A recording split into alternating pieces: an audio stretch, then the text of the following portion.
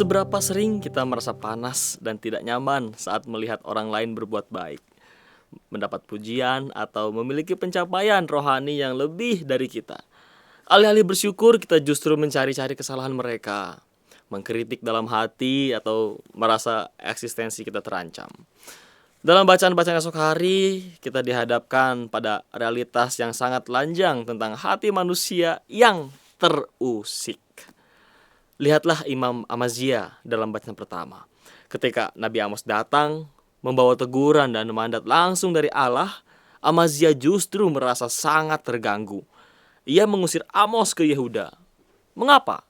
Karena Amazia sudah terbuai oleh kenyamanan posisinya di bawah Raja Yerobeam.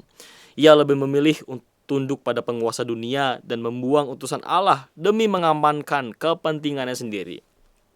Hatinya terusik oleh kebenaran. Penyakit spiritual ini memuncak dalam Injil saat Yesus menyembuhkan orang lumpuh dan mengampuni dosanya. Para ahli Taurat tidak takjub.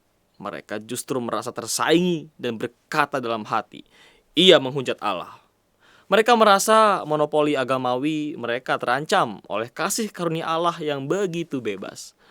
Namun sungguh menampar, Yesus bisa membaca pikiran mereka. Kita mungkin bisa menutupi iri hati kita dengan jubah pelayanan dan argumen teologis yang rapi di depan sesama. Namun di hadapan Kristus, kedengkian kita telanjang bulat.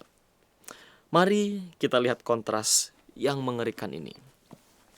Orang lumpuh dalam Injil itu fisiknya tidak bisa bergerak, tetapi jiwanya terbuka lebar untuk diusik dan disembuhkan oleh Tuhan. Sebaliknya, para ahli Taurat itu sehat secara fisik, rajin beribadah, dan fasih mengutip ajaran agama, namun jiwa mereka lumpuh total oleh kesombongan. Sadar atau tidak, kita sering bertingkah persis seperti para ahli Taurat. Kita sibuk kesana kemari dalam kegiatan paroki dan rapat kepanitiaan, unjuk gigi di komunitas gereja.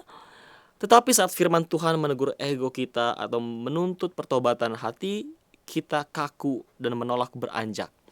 Kita lebih memilih memelihara kelumpuhan rohani daripada harus mengakui bahwa kita salah. Merasa terusik saat mendengar sabda Tuhan itu sebenarnya sangat manusiawi. Namun pertanyaannya, kemana rasa terusik itu kita arahkan? Paus Fransiskus terinspirasi oleh Santo Agustinus sering mengingatkan kita tentang kegelisahan suci. Paus pernah berkata dengan sangat tajam, iman yang tidak mengusik kita adalah iman yang bermasalah. Iman yang tidak membuat kita bertumbuh adalah iman yang perlu ditumbuhkan. Jika kita merasa terusik karena hidup kita selama ini terlalu nyaman dalam dosa, itu adalah karya Roh Kudus yang memanggil kita untuk bertobat. Tetapi jika kita terusik hanya karena kedengkian melihat orang lain lebih baik, kita sedang berjalan di jalur kehancuran para ahli Taurat. Apa yang harus kita hancurkan hari ini?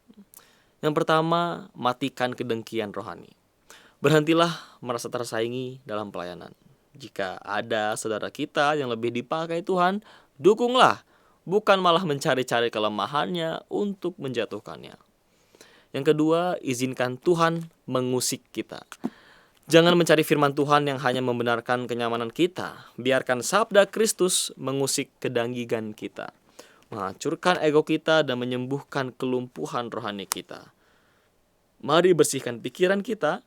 Jangan sampai saat Yesus menatap kedalaman hati kita, ia hanya menemukan kelumpuhan ahli Taurat dan bukan pertobatan yang sejati.